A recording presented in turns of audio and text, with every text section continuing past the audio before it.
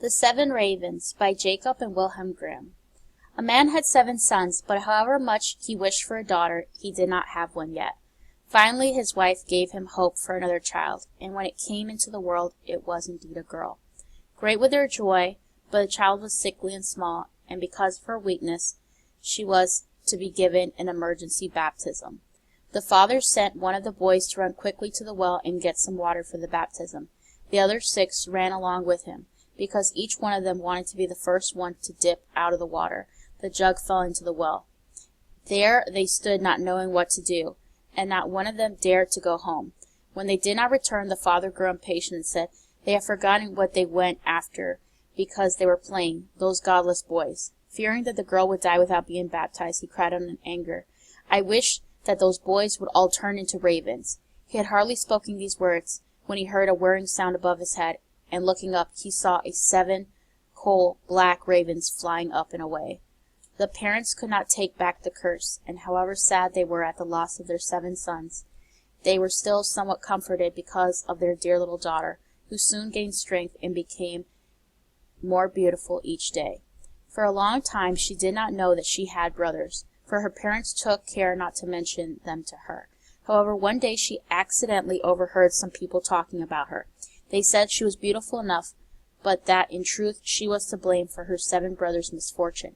This troubled her greatly, and she went to her father and mother and asked them if indeed she had brothers, and what had happened to them.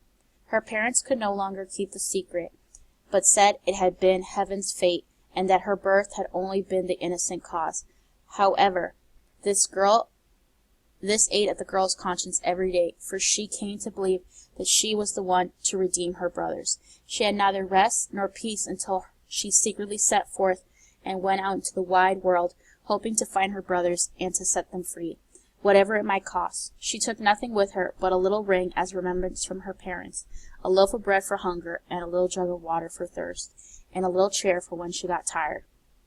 She walked on, far, far to the end of the world. She came to the sun, but it was too hot and terrible, and ate little children. She hurried away and ran to the moon, but it was much too cold, and also frightening and wicked, and when it saw the child, it said, "I smell human flesh." Then she hurried away and came to the stars. They were friendly and good to her, each one sitting on its little chair. When the morning star rose, it gave her a chicken bone, and said that without that chicken bone, you cannot open the glass mountain, and your brothers are inside the glass mountain. The girl took the bone, wrapped it up well in a cloth, and went on her way again until she came to the glass mountain. The door was locked, and she started to take out the chicken bone, but when she had opened up the cloth, it was empty. She had lost the gift of the good stars. What could she do now? She wanted to rescue her brothers, but she had no key to the glass mountain. The good little sister took a knife, cut off one of her little fingers, and put it into the door, and fortunately the door opened. After she had gone inside, a little dwarf came up to her and said, "My child, what are you looking for?" "I am looking for my brothers, the 7 ravens," she replied.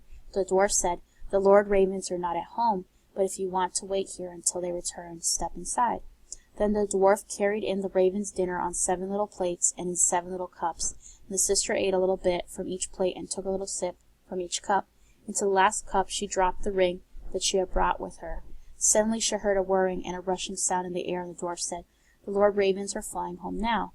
They came, wanted to eat and drink, and looked for their plates and cups.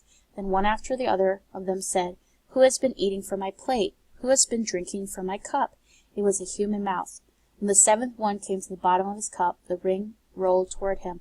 Looking at it, he saw it was the ring from their father and mother, and said, "God grant that our sister might be here, and that we should be set free."